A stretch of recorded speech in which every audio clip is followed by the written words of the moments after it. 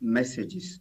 Now, the fact remains that I think it's a good one, is a political score for President Bola Ahmed Tinubu, because you recall that we have had bad governance. In recent, we have NSAS, recent Fearless October, among other challenges. And you agree with me that it's as if that the future of the youth is so challenging. I think it's a good one. The only thing is that it should not be politically motivated. It should be more intentional, because if you look at what he said it's going to cover security, innovation, employment opportunity. Something that will chart a better way forward for Nigeria. I think it's a good one for Nigeria. But the only thing is that who represents the youth? That's the question now. Are they going to be people that governor nominated, or are they going to go to real youth organization to pick this representative to really discuss these issues as it's supposed to be? Now, talking about the political score, a lot of persons are also looking at it from that angle that particularly the People's Democratic Party, the PDP, has said that it is mere rhetorics, much like a tradition for every president leading Independence Day celebrations to make this rhetorics. But having looked at President Bola Ahmed Tinubu's administration in the last 16 months, would you say that there has been an actual dedication towards listening to youth concerns?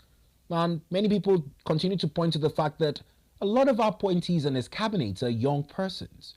Do you think that this sort of speaks for itself, or much like the opposition is saying, it's merely a tradition?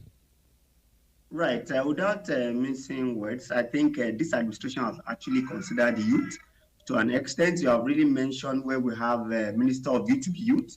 We have other appointee to be youth, and we have also see more influx of youth in the program. Perhaps they also introduced a student loan scheme, and it's for the youth as well. So bringing up this as well shows that he has a good intention for the youth. And for me, anything that will make youth to come together to discuss, to chart the way forward, to create employment opportunity, innovation, to really give us future, I think it's a good one. So for me, I think it's a good administrative and political score for Bola Ahmed Tinubu to have think through this way, because I can tell you, without such intervention, we could have unrest.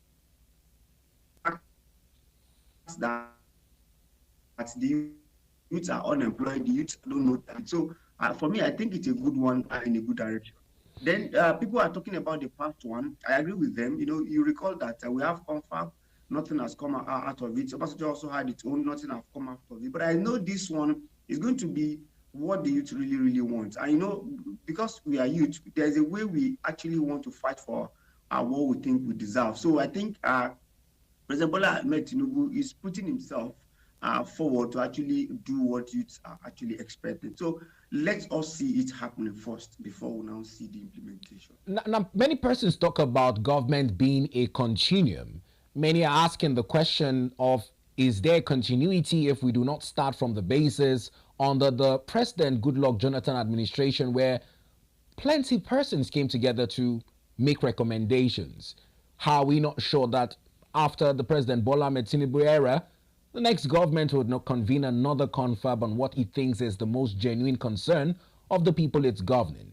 Do you think that the government of the day, in sincerity of purpose, would follow through to avoid such assertions and insinuations?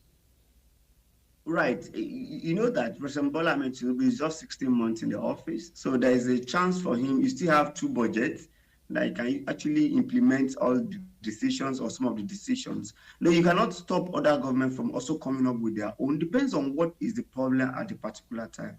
I think what we should do, we should look at National Assembly, because National Assembly are supposed to dust the confab report and adopt what they're supposed to adopt, because it's like a tool for National Assembly.